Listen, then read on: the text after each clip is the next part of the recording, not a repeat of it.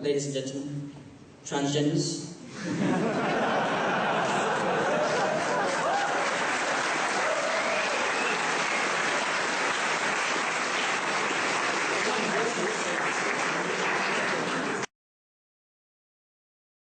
Transracials, animal kin, the two-spirited, or whatever the hell you identify as.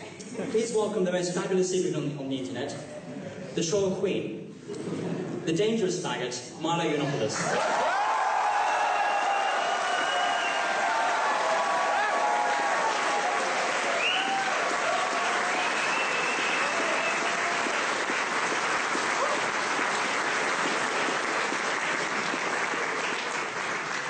Very brave of him, going after trannies like that. Terrify me far more than the jihadis do. They say transphobia like that's not perfectly rational. It's fucking terrifying. No, you know, it's funny. I was on a British TV show, and one of these nice gentlemen said, you know, I've worn the male garb, and I've worn the female garb. And let me tell you, men don't know they're born. I get such funny looks. And it's taking every ounce of strength I have. And I am not a person endowed with self-control. It's taking every ounce of strength I have to say, you're a tit in a dress. No, I don't. Now listen, we're here to discuss something very serious. I haven't been in England very much recently because I've been busy becoming really famous and successful. What England taketh away, America gives. Some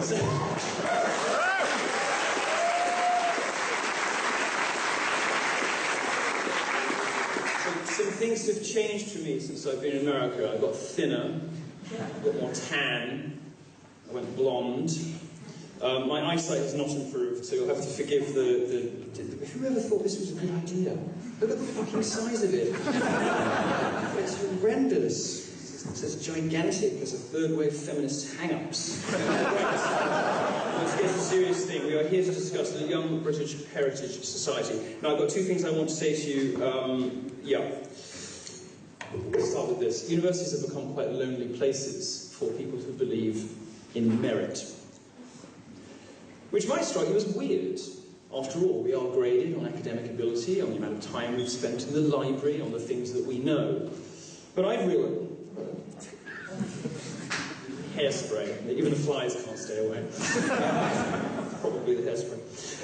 Well, some of us are just wired wrong, it seems. Some of us, well, wrongly, I've been in America too long, I'm sorry. Some of us, it seems, are wired wrongly. We actually quite like our countries. We quite like free speech. We think the Queen is a pretty good thing. In fact, we're fond of Queens in general. And we look out with confusion, mystification, at a world that seems beset with conspiracy theories and controls on free speech. Now, I've probably been on more American campuses than anybody else, and I can tell you that something interesting and exciting is happening, and I'm happy to take almost all of the credit for it. And it is that, you know, for decades, and it's probably still true here, for decades it was sort of embarrassing to admit you were a conservative or a libertarian, you know.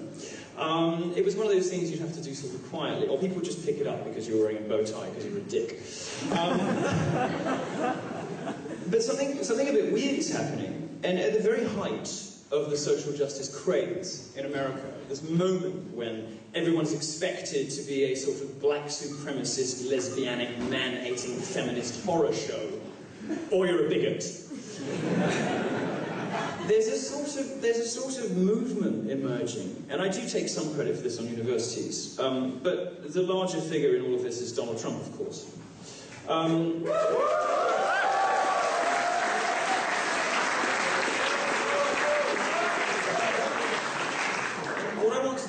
This evening, in the time that we have together, is to sort of inspire you and tell you what's happening in America and how you can make it happen here. This is going to be a very useful talk. It's going to be good. I'm going to give you useful tips you can take away with you.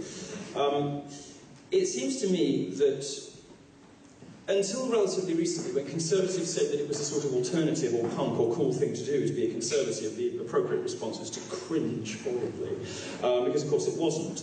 But it is becoming that. I mean, if you want to annoy the establishment, if you want to irritate the powers that be, what better way than wearing a Make America Great Again hat? Or voting to leave the European Union?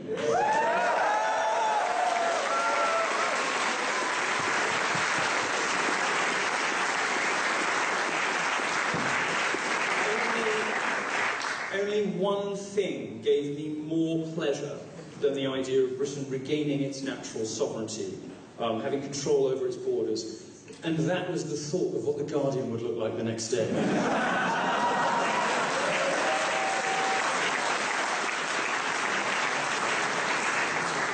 I try not to intrude on private grief. I don't enjoy taking pleasure in the misfortunes of others.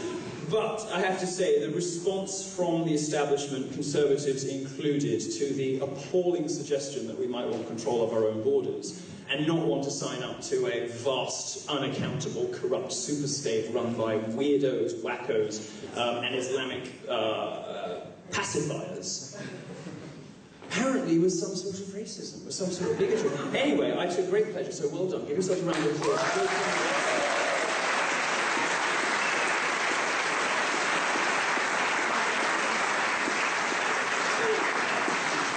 So it's become a sort of counterculture to be libertarian or conservative. It's sort of become a punk rock thing to do, which is the only reason I'm possible, I suppose. I know what you're laughing for, that wasn't a joke. I'm going to tell you a little bit about what's been happening in America, because I think it's instructive and it's interesting. And then I'm going to encourage you, I mean, you'll never have my looks or my hair or my wardrobe, but I can give you two things, which is ideas and tactics. I give you those two things this evening, so I'm going to go on and give you those. So to begin with, learn from American students. American conservatives have banded together. Conservatives in this country have traditionally done quite a bad job of that. We have a habit of stabbing each other in the back. The sort of petty politics of the student union, you know, sort of deposing presidents and secretaries and treasurers and things like that. And of course we've done it with our own political party for decades, the dear sainted Margaret Thatcher. It was a victim of it. Americans have done a slightly better job, and they've worked out how to band together, how to be effective. And one of them is don't risk. Sorry, I've just had extensions put in, they're really bothering me. Something special. I've never had that before. Any girls had that? Any girls here had them? What? No? No, nobody says anything. It must be in LA. They've worked out very cleverly and very accurately that as long as you don't get yourself in trouble in obvious ways, you can cause trouble in all sorts of other ways. For instance, by inviting people like me to campus. Now, when you invite me, you don't just come for the brilliant, by which I mean, of course, terribly cringeworthy and laboured humour. You don't just come for the, for the jokes about transgender people, who, of course, are all lovely and wonderful and totally well-adjusted. In absolutely no way completely fucking mad. I'm talking about the trans lobby to any upset Vice or BuzzFeed journalists in the room. You don't just come for that, you come for the spectacle, you come for the show, you come for the angry leftists outside. You know, they're sort of like children, they have these great theatrical tantrums, and as somebody with a great fondness for melodrama, an instinctive understanding of melodrama and a love for it, you come for the show, and you reveal through coming to these shows and showing support for them that the left is all of the things that you have been told that it is. It is intolerant. It is profoundly hostile to free speech. It trades in conspiracy theories and name-calling instead of science, reason, and history. And it does not deserve the respect it is afforded. It does not deserve the endorsement of the universities you are at. It does not really deserve your respect at all. But since we are all at our strongest, when we beat the opposition in its strongest form, let us be gracious and generous and assume that feminists don't just lie to and about men and trade in conspiracy theories because they're all lesbianic man-hating monsters. Let us assume for a second that Black Lives Matter actually does think that it is attempting to help the black community rather than engaging in the worst kind of grievance politics and victimhood, sort of petty, toys out the pram self-destructiveness. Let us assume these people really mean what they say and interrogate them with arguments, with facts, with logic and with data. You will find leftists crumble very quickly when you produce any of those things. Where possible, you should take a stand against unjust policies. Your universities are going to start over the next few years instituting very unfair things on you. You are going to be subjected to some of the things that I have been discovering in America, like mandatory consent classes. Anyone here thinking of raping anyone anytime soon? I'm just asking. I'm not judging. I just want to find somebody because I want to ask them a question. Can somebody just pretend? Just you. No, I'm on the receiving end of that particular transaction. I didn't know whether this lovely black gentleman was a security guard or a Christmas present.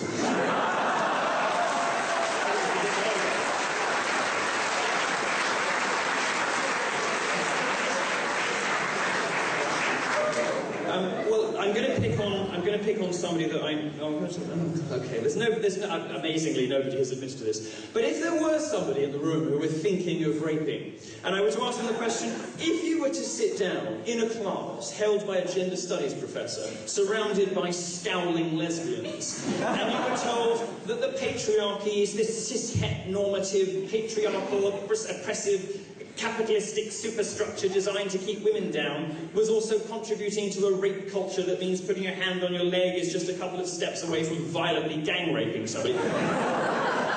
It is as dumb as it sounds. Would you be put off raping? Has a consent class in a university ever discouraged a sexual assault ever? Has any consent class ever, anywhere, achieve anything except making men feel bad about themselves? We're perfectly happy to indulge therapy culture if it's for an approved minority. But universities are pushing all sorts of things about which you are not supposed to resist. Well, I encourage you to resist. I encourage you to resist with comedy, light, whimsical jokes of the kind that they can't get you on, because as long as you're twice as funny as you are offensive, which I think I've probably failed to accomplish today, they can't get you. No, I mean, this stuff is ideology masquerading as caretaking. And it is fundamental, and you might think, well, what's the big deal? Someone's going to sit there for an hour, listen to how it's bad to assault women. Well, yeah, it is. It's also worse to paint all men as potential sexual abusers, and it's bad to demean and delegitimize and trivialize a very serious thing by assuming that all men are sort of closet rapists. And if the real important thing about this, of course, is if you question it, you can find yourself thrown out of university. Like if you question a lot of things, you can be marked down. That's happening on American campuses already, and I encourage you to resist that. When a university bans a speaker, what's your response? University of Manchester banned me. What was the response? What was the appropriate response to that? Build a wall!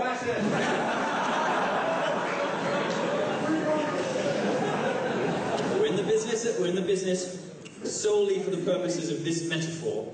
We're in the business of opening up walls.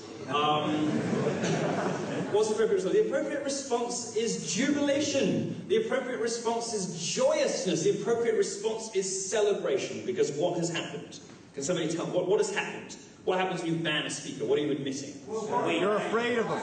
You're afraid of what they might say. You are a fascist. Or perhaps you can't win the argument, which might be why Sky News can't find anyone to debate me anymore. It's true. I'm here for a month. They're desperate to get me on. Nobody will go on with me. When my DePaul lecture was cancelled, and I have to tell you, I've just got to say, I don't endorse this kind of behaviour whatsoever. I found it very childish and totally unnecessary. But when DePaul banned me, their Facebook rating, I want you to consider how seriously universities treat their Facebook rank, their social media presences. Well, it turned out that having gone from about 4.6 out of 5, DePaul quickly found itself rated 1.1 out of 5 on Facebook.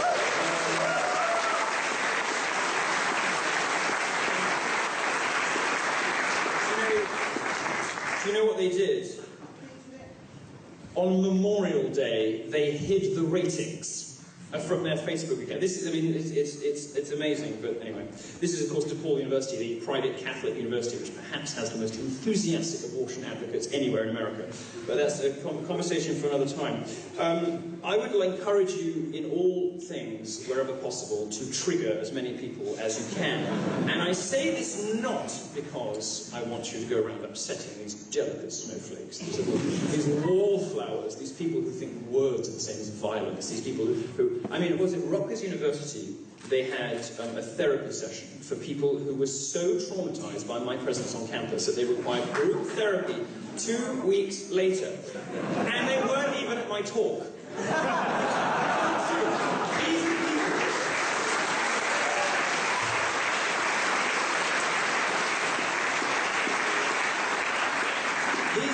Who weren't even at my talk, but they were so scared of a gay guy with the wrong opinions that they demanded group therapy involving the university principal, the vice president, the student societies, the police, the local counselling services, the state healthcare provider, all for these quivering wallflowers. And they're amazing. I encourage you to look. I work for a US libertarian conservative site called Breitbart, and many of the more UKIP members of the room will know it.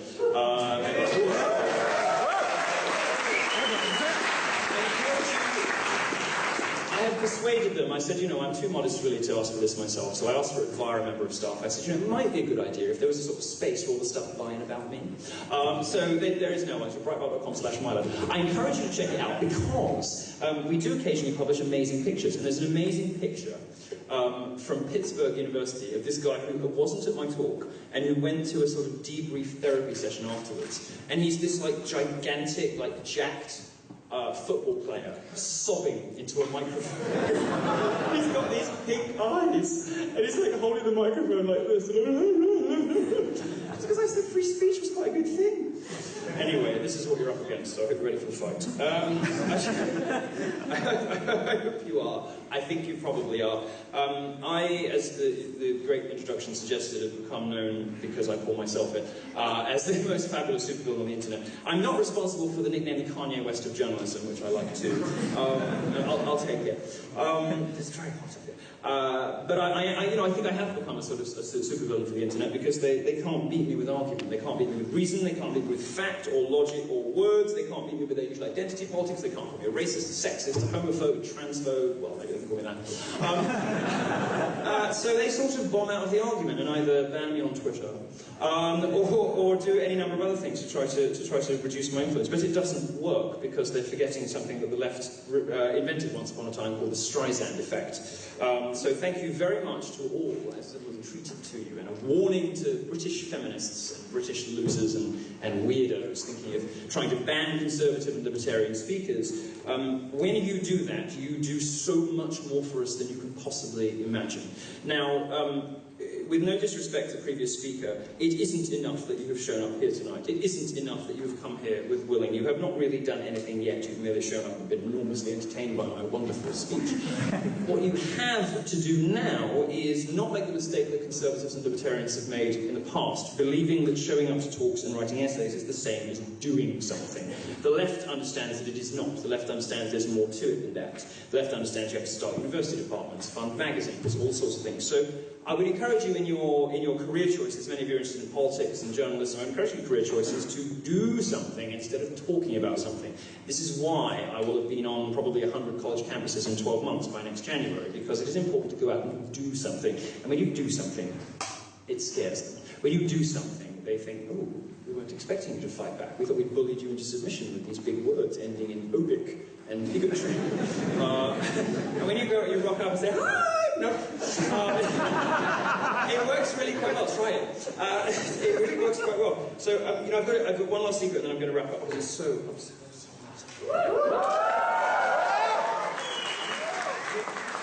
I wasn't planning that. I just feel gross.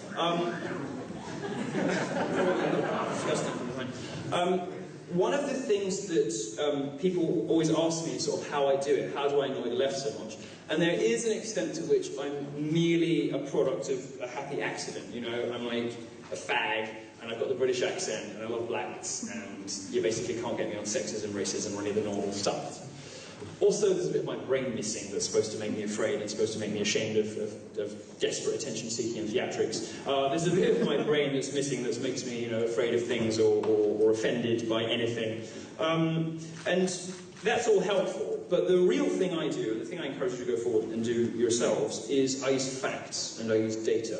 And the facts and data, whether they are about the impending cultural apocalypse from our friends in the Middle East swarming into our countries and throwing gay people off buildings or shooting up nightclubs or asking women to cover up, whether it is Brexit, whether it is immigration, whether it is any other things, the facts are no longer on the left side, nor is the fun. So have fun, tell the truth, never stop laughing at these people. These people deserve to be laughed at. These people deserve to be ridiculed off their pedestals because they are preposterous. And the values that will serve you best, which Americans don't have, are British values. And they are conviction, they are bravery, camaraderie, critical thinking, and pride. I sometimes say in America, when I'm speaking to American audiences, that, there's nothing wrong with being proud to be American. There's nothing wrong with patriotism if you're an American, because America is a country based on values, So what you're really saying as a patriotic American is you believe in the First and Second Amendments, free speech, the Constitution, all the rest of it. England has a slightly longer and slightly bloodier history, which has to be accommodated and one has to reconcile oneself with. But it is a great country. It is a wonderful country. It is a country you've taken a huge...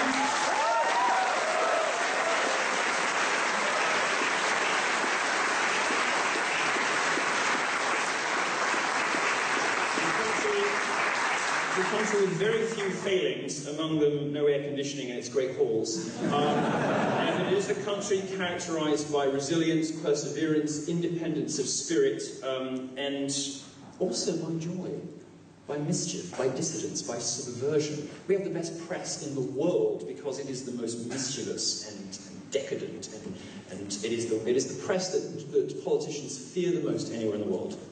In France, people don't publish things about French politicians. It's all not really done. In America, you have the White House Correspondents' Dinner. That could never happen here. David Cameron, or whoever it is, Theresa May now. See, I'm very out of touch. Theresa May would be too terrified to be in a room. Can you imagine Theresa May in a room of 400 journalists? It would never happen. We've got the best press because we've got the most mischievous press. And I encourage you to use the tools at your disposal as warriors in the new counterculture. And that is, as I said, mischief, dissidence, naughtiness, subversion. All of these things win wars. Thank you very much.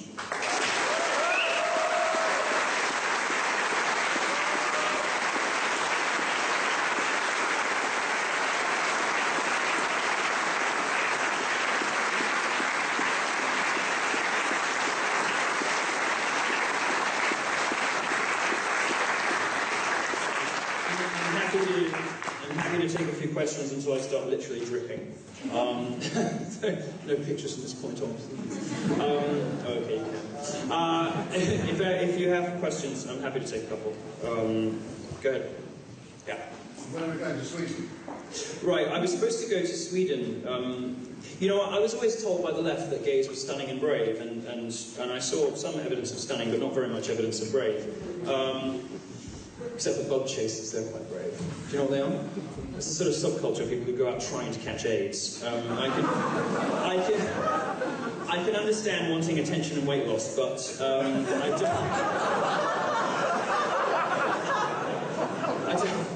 don't know about the rest. I think they're quite brave. No, I've never really thought gays were particularly brave. I don't think you need to be brave to be gay. I think gays are endlessly mollycoddled and sucked up to by society. I mean, I wish they weren't. I wish it was a bit more difficult to be gay. The sex was better. I thought there was an opportunity going to a Swedish gay pride march, which last year went through the Muslim ghetto, and the Swedish authorities told them off for being unnecessarily provocative. I was thinking back, and I was thinking, wait a minute. Isn't this supposed to be something you do through socially regressive areas to show that you're proud of who you are? No, never mind, okay, I'm out. I got nothing.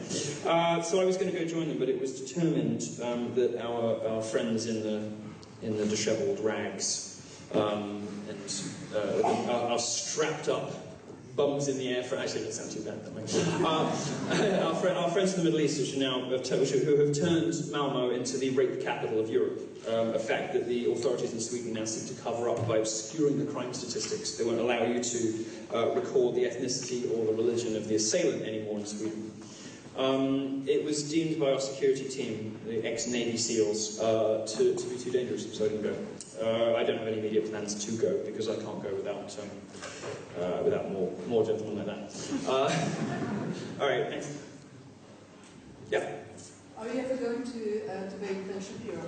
Ooh.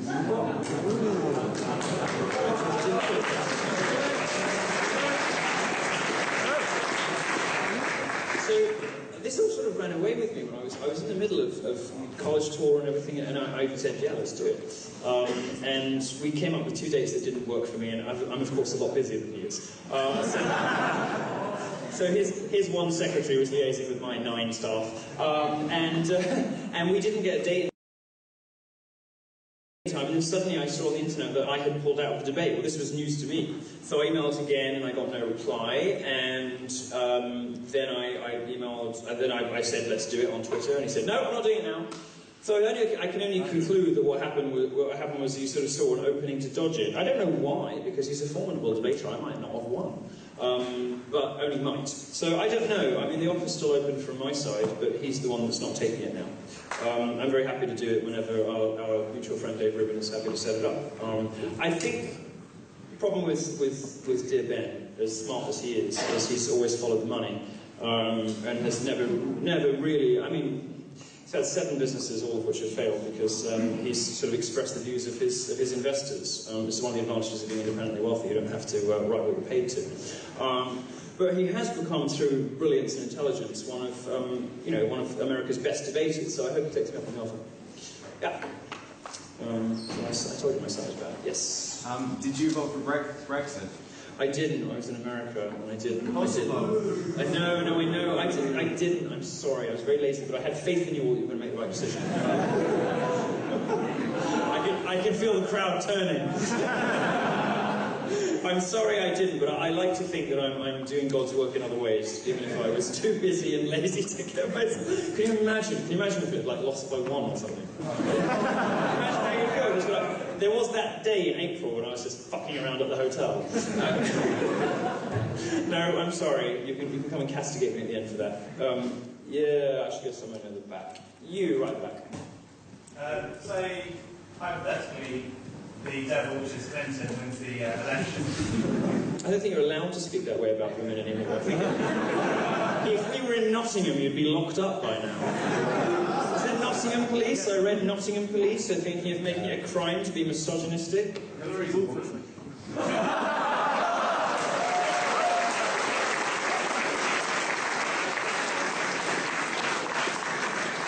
Even I don't say things like that. Not a woman, she's a transsexual.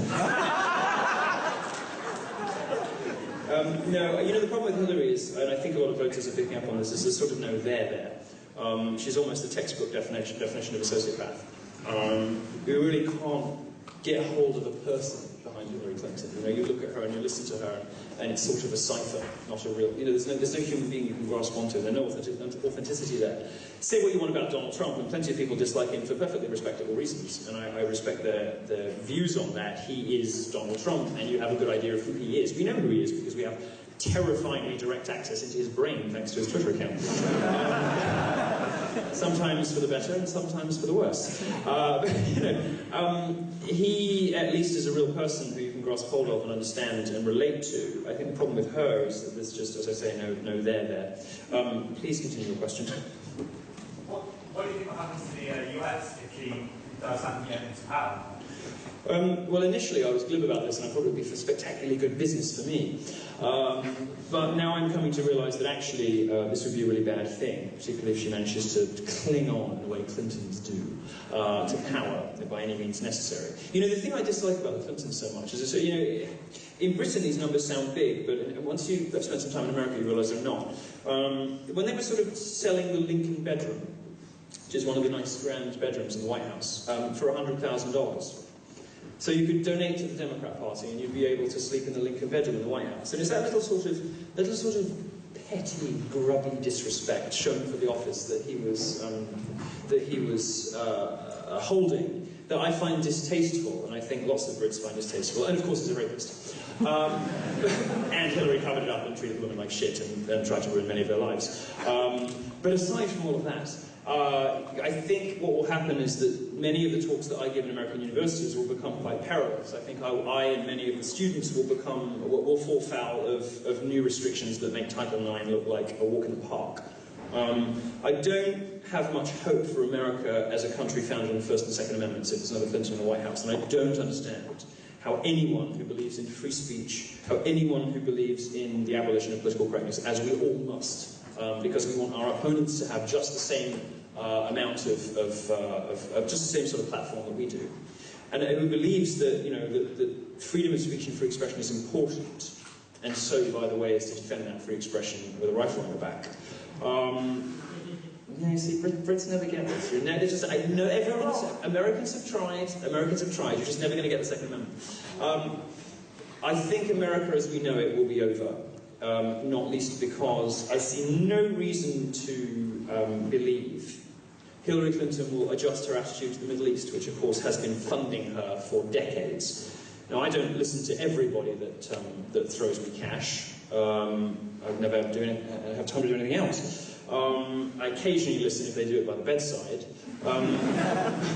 I definitely listen if they're paying my mortgage. And more often than not always as my bosses will tell you, but more often than not, I do what they tell me, as anybody with a job has to. Well, the people who've been paying Hillary Clinton's mortgage hang gays and cranes and fund ISIS. These are the people that Hillary Clinton, through the Clinton Foundation, is in bed with. I encourage you to read a book by Peter Schweitzer called Clinton Cash. It is now also, for those of you short of attention, a graphic novel. So if the British education system has really fallen so far that you can only handle a comic book, and I'm not taking anything for granted, then don't worry. There is now a comic book. It's called Clinton Cash. You should read that, and then tell me if you think the Clintons should be allowed anywhere near the levers of government again. Thank you. Yeah, lady here. Yeah.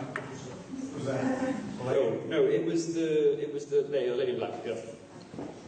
Well, first of all, I'd like to thank you for debunking a lot of feminist myths that were given to me, such as the gender pay gap, which previously, I'm sorry, I believe if they believe in media so much, of course I'm thinking check their facts anyway. But seeing as, you've done this, but also the way you stand up for women in the Middle East, the way that they try to kind of clear and you are against sort of the job and everything like that, don't you see yourself actually as a true feminist? Oh, of course. Of course. No, I'm the best feminist around.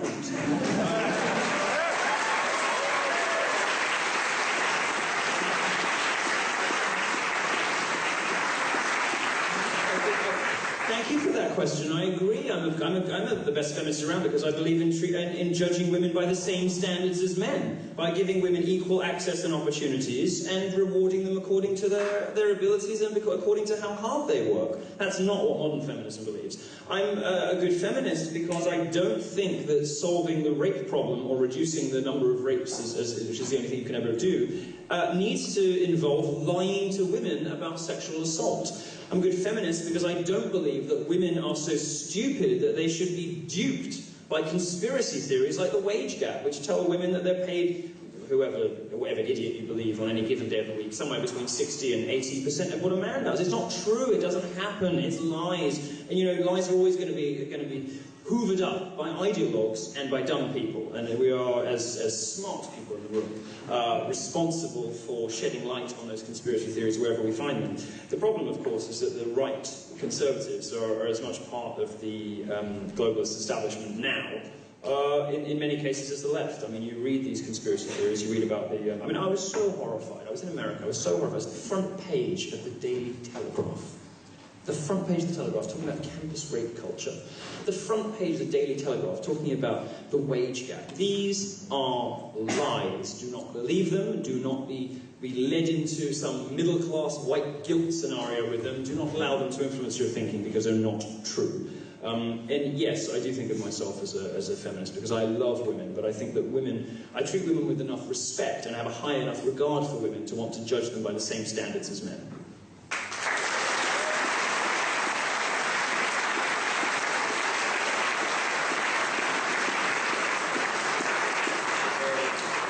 I want the red hat over there. In light of recent polls, do you still think that Donald Trump is going to win the election? Oh, Daddy.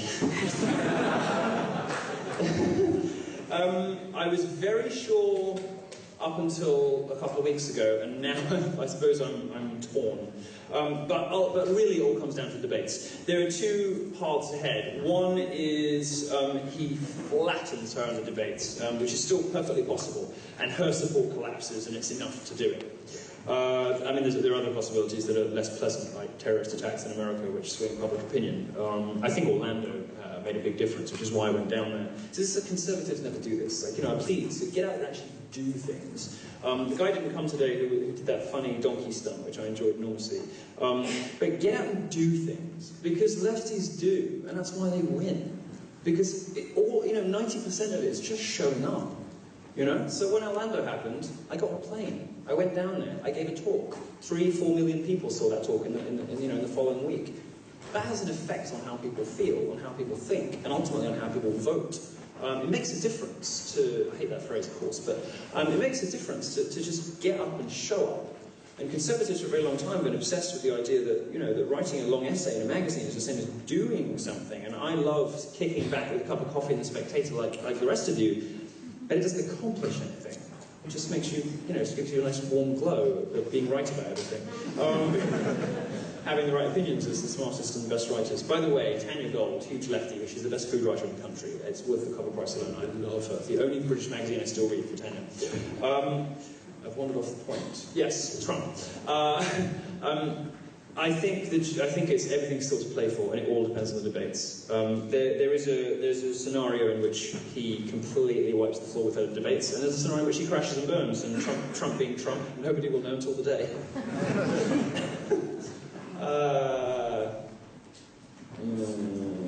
Yeah. Yes, you. Yes, you. You are pointing at me again. Yes. Do you think that Trump can win the debates by using a straw on Hillary Clinton? I don't think he'll need to. I don't think he'll need to induce it. Well, shall we indulge in a conspiracy theory? So, just to say that Hillary Clinton may or may not have Parkinson's. It's a very irresponsible thing to say on a public stage. You can't just go around throwing allegations like Hillary Clinton's probably got Parkinson's on public stages. People are in the audience, they're impressionable, they might listen, they might go home and think, does Hillary Clinton have Parkinson's? Very irresponsible. Well, all I'll tell you is the only person in Britain I really pay huge attention to, apart from friends of mine like Jamie Delingpole and whatever, who are wonderful and I never miss, the only people I really pay a huge degree of attention to, the only person really is Paul Joseph Watson.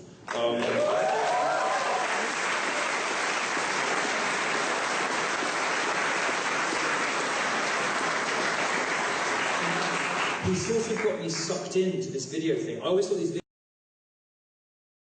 videos were for like UFO people, like YouTubers for people who believe in crop circles. But he's got all these pictures, and that guy that's always with her with the EpiPen, and those weird little things she does, and that little.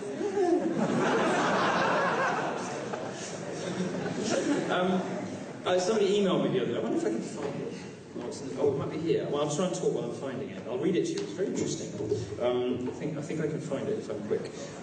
All these people are emailing me, because of course I've become a bit of a lightning rod for all of the things you're not supposed to say in American public life. Let me see if I can find it. I think it was somebody who wrote to me and said that they were a registered nurse, and I'll read you the email because it's really interesting. There we go, see? You're out of the iPad now, aren't you? Grateful cunt. No, I think it's disconnected. Anyway, no, and he says, I know the symptoms, I have looked at all the videos, and She's sick. She's sick. I mean, the toilet breaks and all of the other weird tics and mannerisms. I mean, I thought Bill was the one that was going to die first. He looks like a corpse. I saw it. I saw him, and it was all this like, thin, papery skin and blotchiness and spindly. I was trying to work out which STD it was. Looks like AIDS. But now, I mean, maybe they'll go together, who knows. No, Donald Trump, on the other hand, who looks 20 years younger than he is, who seems to me to be in rude health, like a juggernaut. I don't know. I'm trying to give as entertaining an answer to a non-serious question as I can. I think I've done. Somebody come up here, because I've been neglecting you. Let's have you in the hat at the back. What do you think about Black Lives Matter in London? Why? I mean, no, it's just, look, Black Lives Matter, America has a unique and uniquely unpleasant racial history, partly thanks to the left, which after slavery encouraged black people to indulge in victimhood and grievance culture instead of improving their communities, demanding better schools and going to Harvard. Now, there are, people have different views on this. Some people say, you know, well, it's a bit like original sin, isn't it, to sort of visit guilt on white people for what happened in 1865, and shouldn't black people just concentrate on getting better education and sorting themselves out? I don't entirely take that view. I think that there are some valid grievances that the American black community has that deserve to be addressed. Black Lives Matter addresses none of them.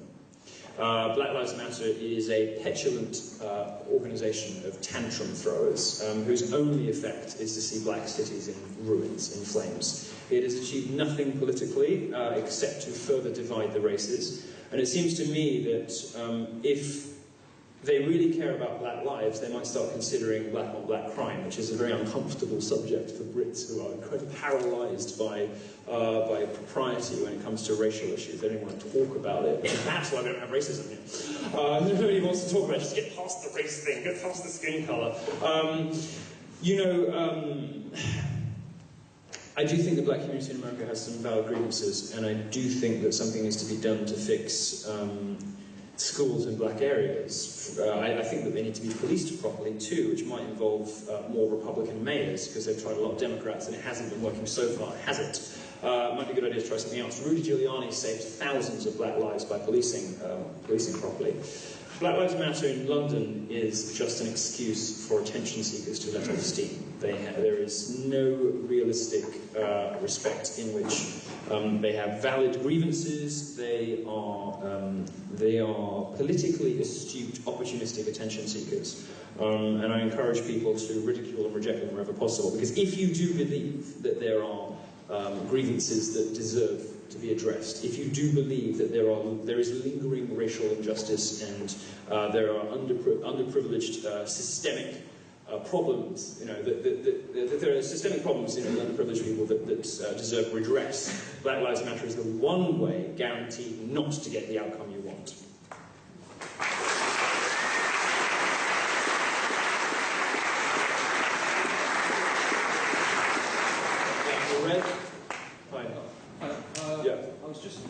I share your joy in the Brexit result. Wasn't it wonderful? It was almost better than leaving, wasn't it? It was. It's almost better just watching them howl and shriek and scream and say, no, no, no, we've got to have another vote until we get the result we want. Yes, that's exactly what we're voting against. That kind of behaviour. Yeah, correct. I enjoy watching people actually cry.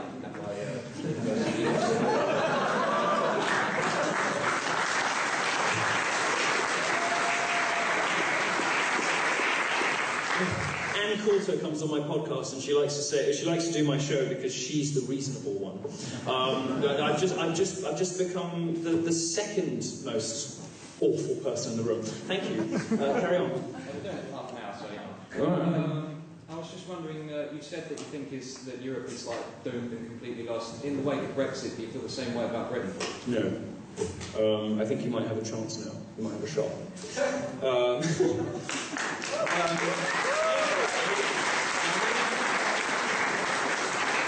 I haven't decided. You're not off the hook. I haven't completely decided that you're all right yet. I don't know if I'm going to give you the ringing seal of gay endorsement yet. You have to have some things to demonstrate to me first. For instance, that we are not going to tolerate this pandering nannying, mollycoddling attitude to radical Islam. And we are not any longer going to send more fighters to ISIS in any country except Belgium. There's a jihadi hotspot of Belgium, the country that works better without a government. We're not going to do that anymore, and we're going to start, we're not going to ban people from colleges anymore. There's a difference between the US and the UK. The only real serious difference, apart from the fact the UK is slightly behind America on many of these social trends. Don't worry, they're coming, you'll get them. You haven't got anything yet. You haven't got the crazy feminist. You think Caroline Criado Perez is bad? She's nothing. She's nothing. She's like League 4 compared to what's coming. These hideous, bespectacled, fat, purple-haired, facial piercing, social justice warriors. They're coming, don't worry. They're currently hiding out in McDonald's or something.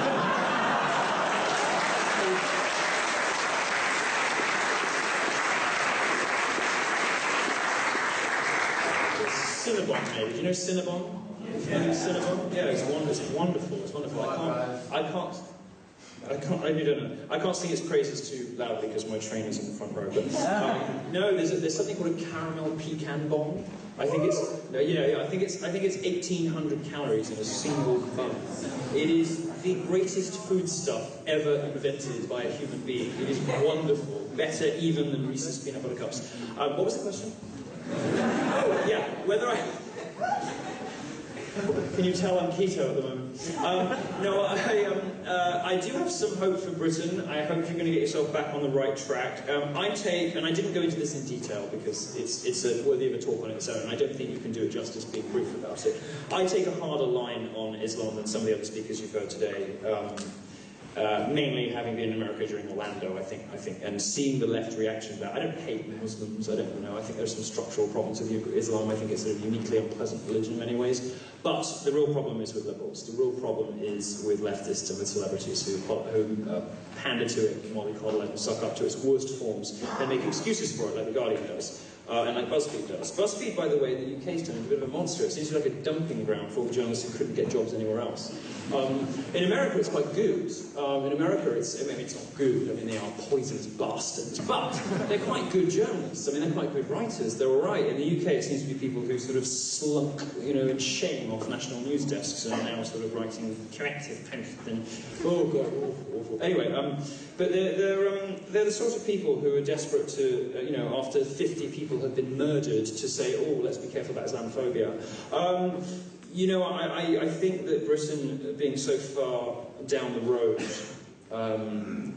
compared to America on this, and the threat that it poses to women and gays, I think that's going to be a litmus test for whether Britain has a future or not, as an independent, successful country that is not given in to the acceptance of the left, that is not vulnerable to Islamization or Sharia law popping up everywhere. Because, take it from me, women and gay, women fine if they really think that the hijab is an expression of female emancipation, as the Guardian idiots seem to suggest that it is, then fine. But let me tell you, when your gay people start being murdered in nightclubs, your view on Islam will change very quickly. And although I was in America, it's not my native land, mine changed pretty quickly then too.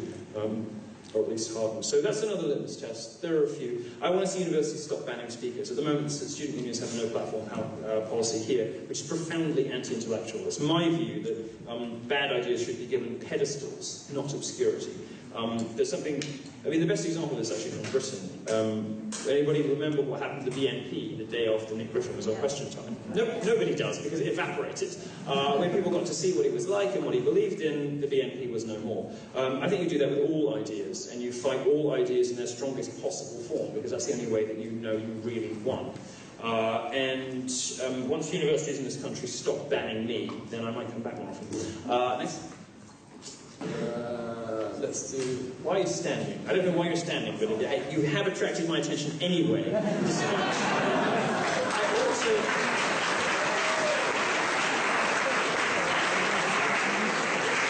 I ought to punish you for your slippery, low-rent attention-seeking, wandering up the middle aisle as demanding, entreating me to just notice you.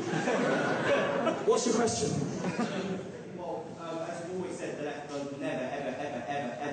Bad actors. Yes. Yeah. So what most economists would argue will happen probably in the next 20, 30 years. We'll go through another industrial revolution where we probably could see... Slow down, because everybody wants to hear your question. What was the question? So, I'm getting to it, I'm really sorry. That's all right. So, I mean, that's all right.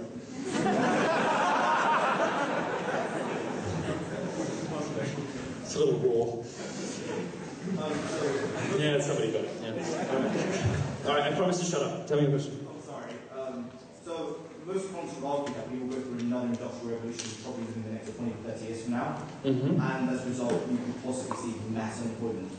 And if the left never gets rid of its bad actors, and conservatives don't have a message, exactly is there a way where conservatives can sort of counteract?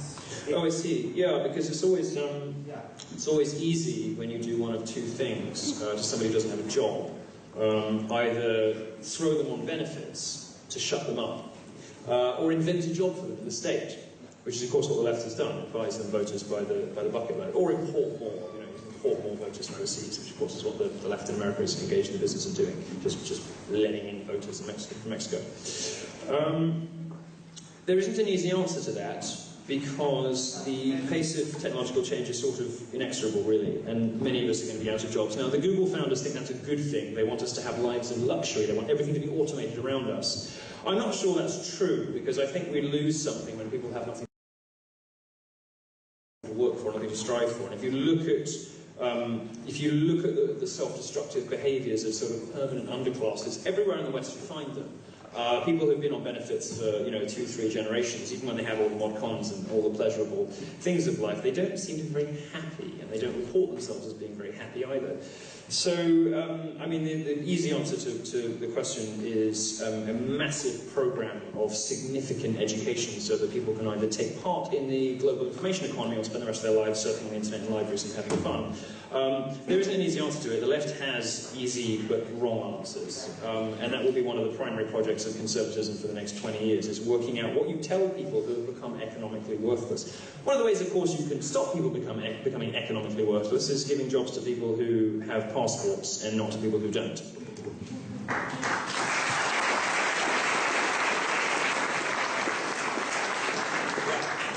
In the grey. Yeah, you do. If you became president of America, what's the first thing that you would intellectually? I don't want to be president. I can't be president because I wasn't born there. But I want to be press secretary in a Trump White House. Can you imagine that? Like, I just get to do this all day. It'd be the best reality show on TV. I just move the New York Times, the Wall Street Journal back to the rear of the room and just have like TMZ and E! Entertainment Television, and Grazia with this. And just have fun every day. I mean, who wouldn't watch that show? Who wouldn't watch that show? Yeah, Daddy doesn't feel like talking to them. Wonderful. It'd be wonderful. If I were made president, the first thing I would do... well, presuming Trump's already built the wall, and fixed trade, and smashed political correctness, well, then there'd be nothing left for me to do. I'd be happy with that. No, I think the first thing I'd do is to close the Department of Education. I'd close any government oversight education whatsoever. The Department of Education exists only, it seems to me, to regulate students' sex lives, and to come up with bizarre things. Like, has anyone in here heard of Common Core maths? Do you know what it is? It's this weird new kind of maths that's supposed to sort of better reflect psychology and how you can actually add in your head. So it has like 2 + 2 = 9, and that sort of is correct under Common Core math because of some garbage. Very weird. And so you've got this vast army of bureaucrats whose job it is to come up with justifications for their own existence. So they come up with these weird, like, sort of wacky, systems and schemes for things and try and enforce them on the country. But the main reason I want to get rid of the Department of Education is that it is encouraging, indeed requiring, universities to involve themselves in students' sex lives. It seems to me that the purpose of the university is to teach, not to legislate what is and is not acceptable in interpersonal relationships. Where a sexual assault has occurred, call the police. Otherwise, universities should have nothing to do with it. And the purpose of an education department, it's bare bones educational department to provide some minimal curriculum planning is possibly acceptable. But the overreach of of the American Education Department, and the Department of Education here too, is unacceptable. Universities should be left alone to teach students and should not be given things like Title IX restrictions that require them to wade into our private lives. Get the fuck out of students' bedrooms and concentrate on teaching them, because you are churning out, universities in the UK and the US are churning out people who are illiterate. You know, I heard an ad on the radio a couple of days ago here for an ex-polytechnic, obviously, advertising a 97% employability rate. No, wait, it was 96%. And I thought, so what you're basically telling me is that just under 1 in 20 of the people who leave your school are unemployable. Really? There's something to brag about? You're happy about that, are you? You know, maybe they should worry about educational standards and stop worrying about telling all boys they're rapists. Next.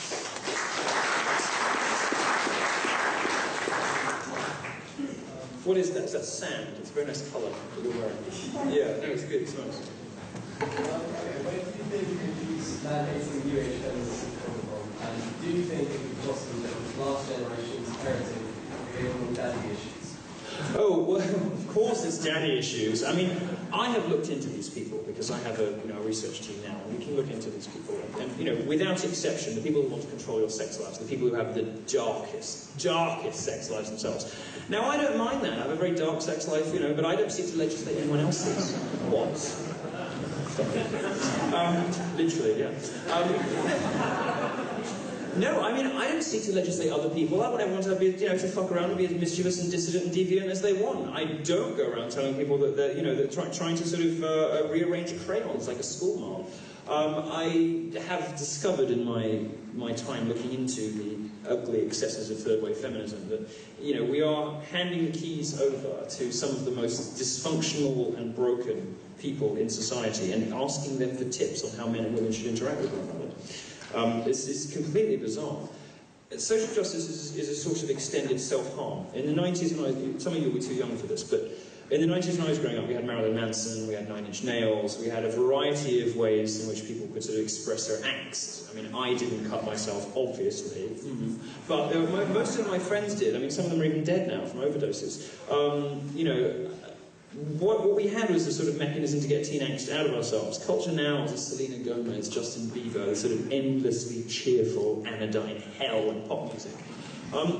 It seems to me that sort of angsty, I want to hurt the world thing is extending into people's mid-30s. So you get these sort of bitter BuzzFeed bloggers, 35, 36, 37-year-olds, sitting in the offices at BuzzFeed writing about cishet, white, patriarchal hegemony. They just want everyone else to be as miserable as they are. Well, I decline. I'm sorry. I'm not going to let you drag me down, and I don't want any of you to be dragged down by it either. These people are miserable, they trade in lies and conspiracy theories, and they deserve nothing but a hearty belly laugh.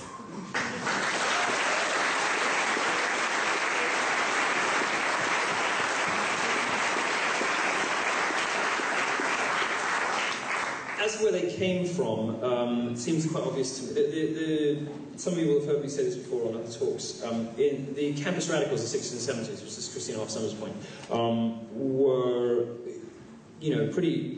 pretty remarkable and good free speech warriors in some respects. But what came afterwards, the sort of resurgence of political correctness on the left and the right, was beaten back in public life. But the people who were sort of advocating for it in academia never really went away. As Christina says, they just got the assistant professorships and started gender studies departments. Any subject that ends in studies, you can be sure, consists of nothing but leftist indoctrination. Because you will come out, you will graduate dumber than when you started. Anyone here doing a subject that ends in studies? Business studies, yeah. What is business studies? What is it? Just do a real degree and get an MBA. What is business studies? What are these? No, who else is doing studies subjects? What are you doing? Studies. Anyone else doing subjects that end in studies? No, very sensible room. Very sensible room. You're all doing maths, engineering, law. Brilliant.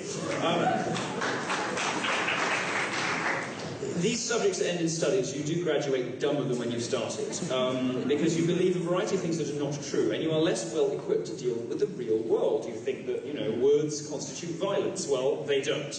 There's a big difference. This is where this craziness comes from. This is where the social justice lunacy comes from. The idea that refusing to bake a cake for some lesbians is in some way equivalent to gunning down 50 gays in a nightclub. Oh well, Christians can be bigoted too. It's the idea that words can constitute violence. These students on college campuses that say that I am a threat to their physical safety. I don't show up with a fucking baseball bat. I wish I had an open carry license in America, but I don't. I don't show up with a gun. I don't know. This tranny was outside one of my talks. It was like, the sign saying, Milo wants me dead. No, I don't. I just want you with better clothes.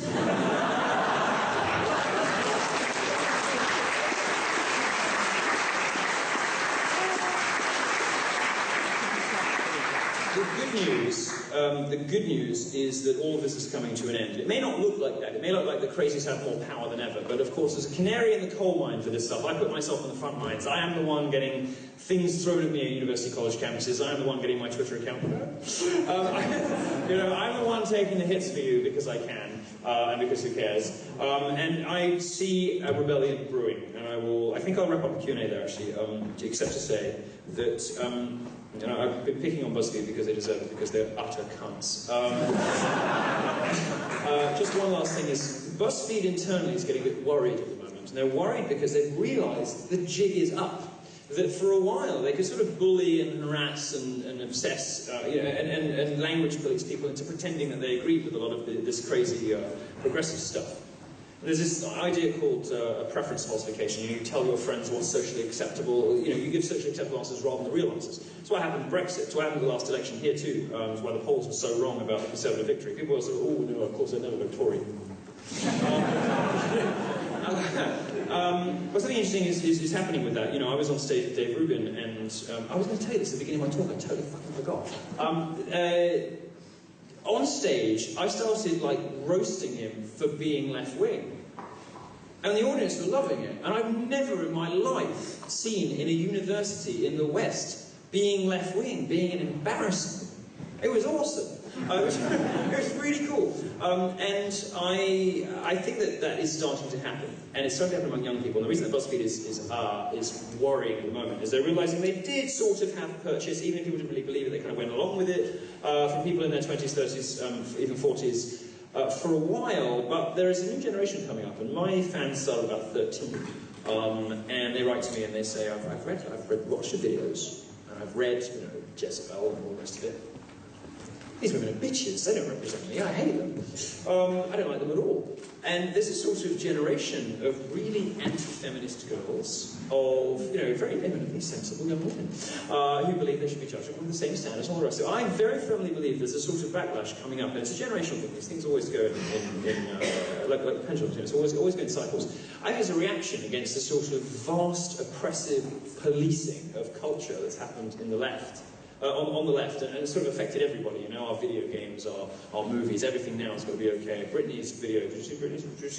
The little clip online of what Britney Spears' latest music video ought to have been like versus the one they released to please the social justice warriors and the feminists. This is starting to affect artists, it's starting to affect all the rest of us. And I think there's a revolution brewing, there's a rebellion brewing. And it is partly what motivated Brexit, the sort of anti-globalist rebellion. It is partly what is motivating the Trump movement. It's partly what's making me successful and popular. And it is partly the reason for the society being founded. And I very much hope that it is going to embody the virtues that we've talked about this evening. I'm very happy and honoured to say that I'm joining its advisory board, and I will be sending emails encouraging the society to be as difficult and mischievous and troublemaking as possible within the confines of good taste in the law, well, at least the law.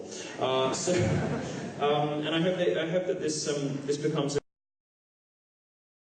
really successful society. It is much needed in British education. It is very important that British education pulls itself back from the brink, that the NUS is laughed out of existence. National Union of Students is a ridiculous anachronism that no longer represents even a slight fraction of the student body. And in many cases it actively works against the interests of most people at university. It is a cancer that deserves to be eradicated. And I would love to believe that one day this society would take its place. Thank you very much.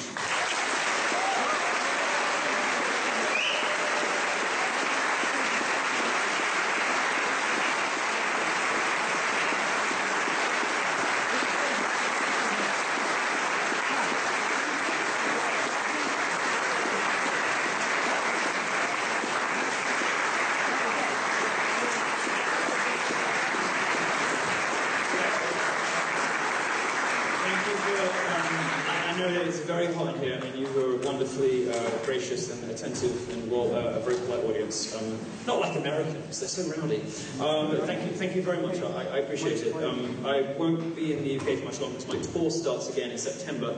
The Dangerous Faggot Tour resumes in Texas in September through to January, so if you want to see me again, you have to come to America, because it's not that bad. Thank you very much, and if you want to come say hi, I'll find my way down to the stage here or something. Okay? Thanks very much.